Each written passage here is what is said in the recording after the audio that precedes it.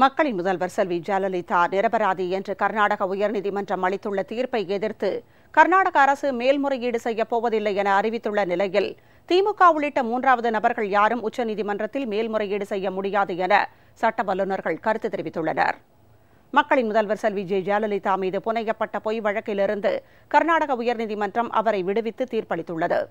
இந்த தீர்ப்பை எதிர்த்து உச்சநீதிமன்றத்தில் மேல்முறையீடு செய்யப் போவதில்லை என கர்நாடக அரசு அறிவித்துள்ளது. இந்நிலையில் மூன்றாவது நபர்களான திமுகவோ அல்லது வேறு எவரும் கர்நாடக உயர்நீதிமன்ற தீர்ப்பை எதிர்த்து உச்சநீதிமன்றத்தில் மேல்முறையீடு செய்ய முடியாது என சட்ட வல்லுநர்கள் கருத்து தெரிவித்துள்ளனர். இந்த வழக்கை பொறுத்த வரைக்கும் மூன்றாவது நபர், அதாவது திமுகவோ அன்பழகனோ சுப்பிரமணிய சாமியோ இதில் அப்பீல் செய்யவே முடியாது, உச்ச நீதிமன்றத்துக்கு போகவே முடியாது. மூன்றாவது நபர் இதில் அப்பீல் செய்வதற்கு அவர்களுக்கு எந்தவித அதிகாரப்பூர்வமான தகுதியும் இல்லை, சட்டப்பூர்வமான தகுதியும் இல்லை என்று உச்ச நீதிமன்றம் தெளிவாக சொல்லியிருக்கிறது.